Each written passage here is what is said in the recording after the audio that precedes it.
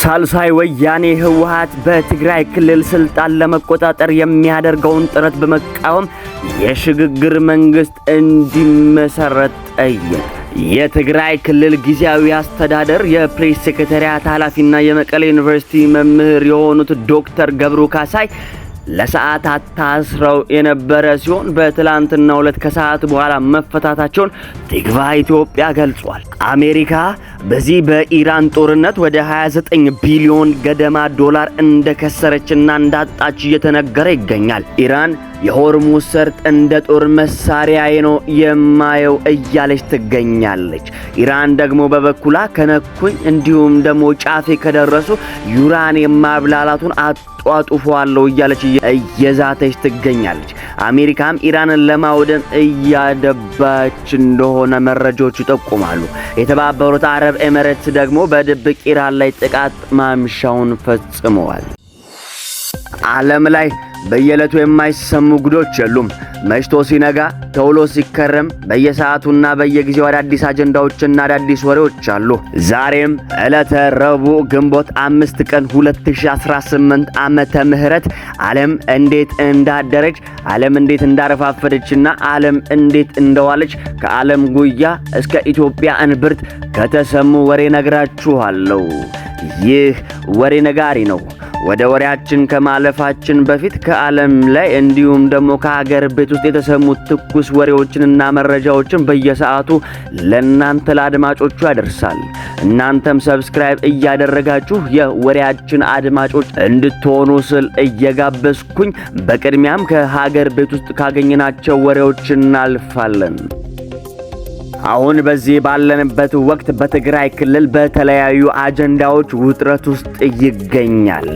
ሳልሳይ ወያኔ ሓርነት ደግሞ ህወሓት በትግራይ ክልል ስልጣን ለመቆጣጠር የሚያደርገውን ጥረት በመቃወም የሽግግር መንግስት እንዲመሰረት እየጠየቀ ይገኛል። ሳልሳይ ወያኔ ትግራይ ህዝባዊ ወያኔ ሓርነት ትግራይ የትግራይ ክልል ምክር ቤትን ዳግም ለማቋቋምና የክልሉን መንግስት ስልጣን መልሶ ለመያዝ እያደረገ ያለውን ጥረት በመቃወም ክልሉን እየተባባሰ ከመጣው ፖለቲካዊ ቀውስ ሊያወጣ የሚችል አካታች የሽግግር መንግስት እንዲመሰረት እየጠየቀ ይገኛል።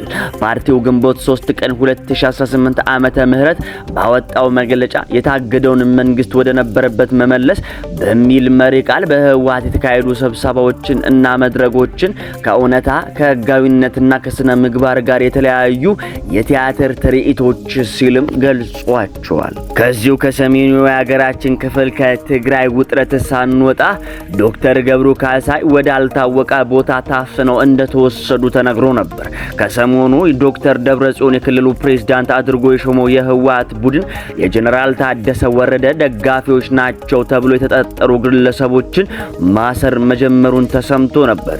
በዚህም የትግራይ ጊዜያዊ አስተዳደር ፕሬዝዳንት ቢሮ የፕሬስ ሴክሬታሪያት ኃላፊ ዶክተር ገብሩ ካሳይ ግንቦት 3 ቀን 2018 ዓመተ ምህረት ከምሽቱ 3 ሰዓት ላይ በመቀሌ ከተማ ዲያስፖራ በተባለው አካባቢ ላይ በቡድኑ ታጣቂ አባላቶች ታፍነው መወሰዳቸው ተዘግቦ ነበር እና በትላንትናው ዕለት ቲግቫ ኢትዮጵያ እንዳጣራው ከሆነ ከጊዜያት በኋላ መፈታታቸው ተሰምቷል። ዶክተር ገብሩ ካሳይ በትላንትናው ዕለት አመሻሽ ከሰዓት በኋላ ያለምንም ዋስ በነፃ መለቀቃቸውን የቲግቫ ኢትዮጵያ መቀሌ ቤተሰብ አስታውቋቸዋል። ዶክተር ገብሩ ከመቀሌ አዲግራት ዩኒቨርሲቲ መምህርነታቸው ባለፈ ከፕሪቶሪያው የሰላም ስምምነት በኋላ 104.4 የመቀሌ ኤፍኤም ጣቢያን ሲመሩ ቆይተዋል።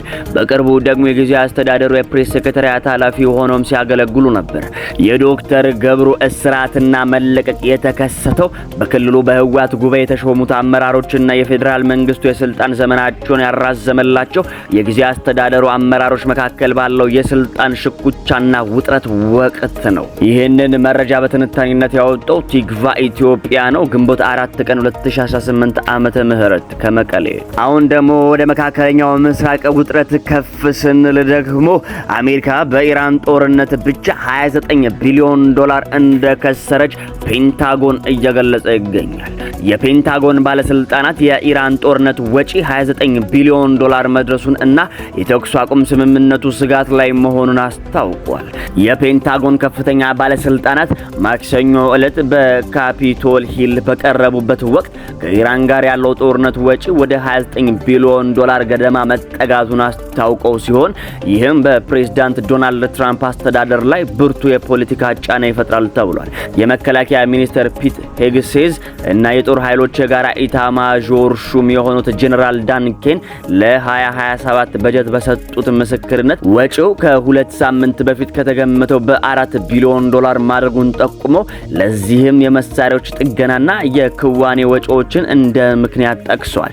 ይሁን እንጂ የዲሞክራት ፓርቲ ተወካዮች የጦርነቱን ግልጽ ዓላማ እና የአሜሪካን የጦር መሳሪያ ክምችት እያሟጠጠ መሆኑን በመጥቀስ አስተዳደሩን ክፉኛ የነቀፉ ሲሆን ፕሬዝዳንት ትራምፕ ደግሞ በበኩላቸው በቅርቡ የተደረገው የተኩስ አቁም ስምምነት በመሞት ላይ መሆኑን በማስጠንቀቅ በቀጠናው ያለው ውጥረት አሁንም ከፍተኛ ደረጃ ላይ እንደሚገኝ አመላክተዋል።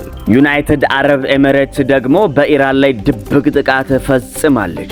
የተባበሩት አረብ ኤሚሬትስ በወሰደችው የአጸፋ እርምጃ በኢራን የነዳጅ ማጣሪያ ላይ ያነጣጠረ ጥቃት መፈጸሟ ተገልጿል። በላቫን አይስላንድ የሚገኘው የነዳጅ ማጣሪያ በአቡዳቢ ጥቃት ከባድ ጉዳት አስተናግዷል ተብሏል። አሜሪካ ዩኤኢ የአጸፋ እርምጃ መውሰዷን ማድነቋንም ተመላክቷል። ኢራን በጦርነቱ ከየትኛውም የገልፍ ሀገር በበለጠ ብዙ ጥቃት ያደረሰችው በአቡዳቢ ላይ መሆኑም ደግሞ አልተሸሸግም። ኢራን የትኛውም አካልና ማንኛውም አይነት ጥቃት ከየትኛውም ቦታ ቢደርስብኝ ዩራኒየሙን ከዚህ በበለጠ በማብላላት አጣጥፏለሁ እያለች እየዛተች ትገኛለች። ኢራን ጥቃት ከደረሰባት መሳሪያ መገንባት በሚያስችል መጠን ዩራኒየሟን ለማበልጸግ እየዛተች ነው። ኢራን በድጋሚ ጥቃት የሚፈጸምባት ከሆነ መሳሪያ ለመገንባት በሚያስችል የጥራት መጠን ዩራኒየም ማበልጸግ እንደምትጀምር ማስጠንቀቋን ሮይተርስ የዜና ወኪል ዘግቧል። በኢራን ምክር ቤት ንግግር ያደረጉት ብሔራዊ ደህንነት እና የውጭ ጉዳይ ኮሚቴ ቃል አቀባይ ኢብራሂም ራይዚ ኢራን ጥቃት ከደረሰባት ዩራኒየም በ90% ደረጃ እንደምታበለጽግ እያስታወቁ ይገኛሉ። ቃል አቀባዩ በኤክስ ገጻቸው ኢራን ሌላ ጥቃት ከተፈጸመባት እስከ 90% ማበልጸግን አንድ አማራጭ አድርጋ ትወስደዋለች ሲሉ ጉዳዩን በምክር ቤት እንወያይበታለን ብለው አክለው ገልጸዋል። ትራምፕ ደግሞ በኢራን ላይ መጠነ ሰፊ ጥቃት በድጋሚ ለመክፈት ማሰባቸውና ማድባታቸው እየተገለጸ ይገኛል። ፕሬዝዳንት ዶናልድ ትራምፕ ኢራን ላይ መጠነ ሰፊ ጥቃት በድጋሚ ለመጀመር አጥብቀው ማሰባቸውን ሲኤንኤን ዘግቧል። ሲኤንኤን ምንጮችን ጠቅሶ ባወጣው ዘገባ መሰረት ኢራናውያን ድርድሩን የያዙበት መንገድ አስቆጥቷቸዋል። ለጉዳዩ ቅርበት ያላቸው ሁለት ምንጮች እንደገለጹት ትራምፕ በሆርሙዝ ወሽመጥ መዘጋትና በኢራናውያን ባለስልጣናት መከፋፈል ትዕግስታቸው እንደተሟጠጠ ነው እየተገለጸ የሚገኘው። በኢራናውያን ባለስልጣን መካከል ያለው ክፍፍል ኒኩለርን በተመለከተ የሚደረገው ንግግር ውጤታማ እንዳይሆን ማድረጉን ጠቁመዋል። ትራምፕ ኢራን የሰጠችውን ምላሽ ፈጽሞ ተቀባይነት የሌለው ብለው አጣጥለውታል። አሜሪካ በቀጣይ የምትወስደውን እርምጃ በተመለከተ በዋሽንግተን ባለስልጣናት ውስጥ የተለያየ አቋም መወሰዱን የሲኤንኤን ምንጮች ጠቁመዋል። የአሜሪካ መከላከያ ሚኒስቴር ኢራን ላይ ጫና ለማድረስ ኢላማዎችን ለይቶ ጥቃት መሰንዘርን እንደ አማራጭ እንደሚወስድ ገልጿል። በሌላ በኩል ለድርድር እድል የመስጠት ፍላጎት ያላቸውም እንዳሉ እየተገለጸ ይገኛል። እቺው መዘዘኛ ኢራን ደግሞ የሆርሙዝ ወሽመጥን እንደ ትልቅ መሳሪያዬ እጠቀምበታለሁ እያለች ትገኛለች። ኢራን የሆርሙዝ ወሽመጥን ሰፊ ወታደራዊ ቀጠና አድርጋ እንደምትመለከተው አብዮታዊ ዘዋ አስታውቋል። ኢራን የሆርሙዝ ወሽመጥን ከጦርነቱ በፊት ከነበረው በተለየ ሰፊ ወታደራዊ ቀጠና አድርጋ እንደምትመለከተው አስታውቃለች። የአብዮታዊ ዘቡ ባህር ኃይል ከፍተኛ ባለስልጣን ወሽመጡን ከዚህ በፊት ከነበረው ጠባብ መተላለፊያ በተለየ ሰፊ ወታደራዊ ቀጠና አድርገው እንደሚመለከቱት ተናግረዋል። ካሁን በኋላ ወሽመጡ በጥቂት ደሴቶች ብቻ የሚወሰን ሳይሆን ከወታደራዊ ጠቀሜታ አንጻር ሰፋ ተደርጎ እንደሚታይ የአብዮታዊ ዘቡ ባህር ኃይል የፖለቲካ ምክትል ዳይሬክተር መሐመድ አክባር ዛይዲህ ለፋርስ የዜና ወኪል ተናግረዋል። ውድ አድማጮቼ ዓለም እንግዲህ እንደዚህ አድራለች። ዓለም እንግዲህ እንደዚህ አረፋፍዳለች። ዓለም እንግዲህ እንደዚህ ውላለች። ይህ ወሬ ነጋሪ ነው።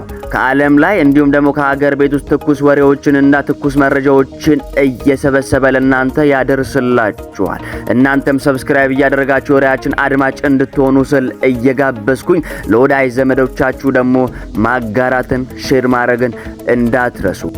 ለዛሬ ለዕለተ ረቡዕ ግንቦት 5 ቀን 2018 ዓመተ ምህረት የያዝናቸው ወሬዎች እነዚህን ይመስላሉ።